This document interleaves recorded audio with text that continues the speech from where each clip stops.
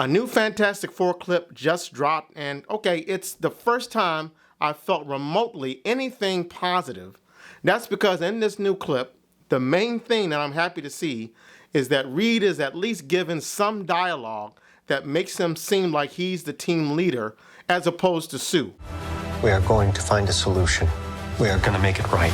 I'm still not thrilled with the possibility of this taking place. Well, it's not a possibility. I think it's pretty much confirmed now that this takes place in an alternate timeline or alternate universe. But I do like the stylistic production design. However, there are some things, pun intended, I couldn't resist, that now have me a little worried. Namely, the Thing. In the first clip I saw where he was in the kitchen with Herbie, I was like, oh, that's the best looking thing I've seen. I thought he looked great in every way. But here, something looks a little off about him in this new clip. For whatever reason, his voice doesn't bother me so much anymore. I think if they had gone with a more stylized, gravelly voice like I'm used to seeing in the animated cartoons and things like that, it would have taken me out of the character or out of it a little bit. But there's a shot of Johnny Storm flying him through the air, and I guess he's got some type of a beard or something like that. I stopped reading comics in general around the late 90s. I didn't know that the Thing ever grew a beard through rock. I don't know if it's a rock beard or not, but someone provided me with a comic book panel where it looked like the Thing actually had a beard. So, all right, I guess that's canon? Okay.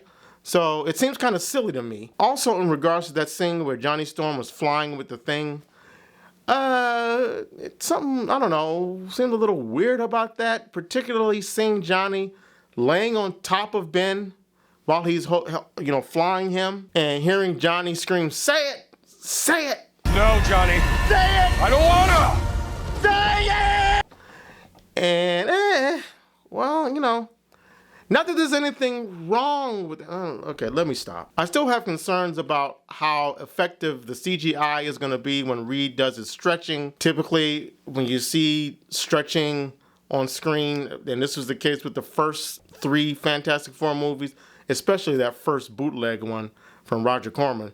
But having people stretch on screen, if they have stretching powers, it always looks silly. But we'll see. I just hope it's effective.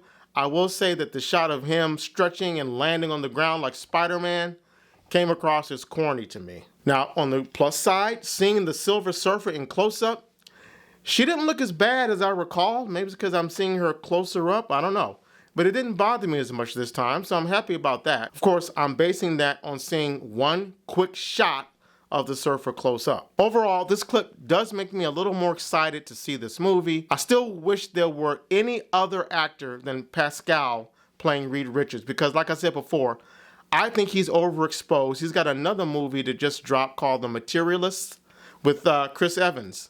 I mean, this guy, enough's enough. I'd prefer someone younger, and he just doesn't look like Reed to me. I recently saw a clip on YouTube. It was like a short of The Equalizer 2, which had a then unknown Pedro Pascal without a mustache.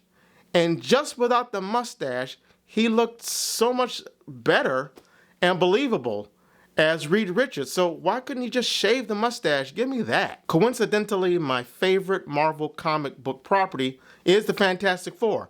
Even more specifically, The Thing. I used to love reading Marvel 2-in-1, which featured the Thing and then another guest character. And my favorite DC comic book property is, take one guess, Superman. But when it comes to these movies that are going to be released not that far from each other, I'm more interested to see Fantastic Four than Superman. Be on the lookout for my review of Fantastic Four and for the review of Superman. All right? I'll check you out then. Take care, guys.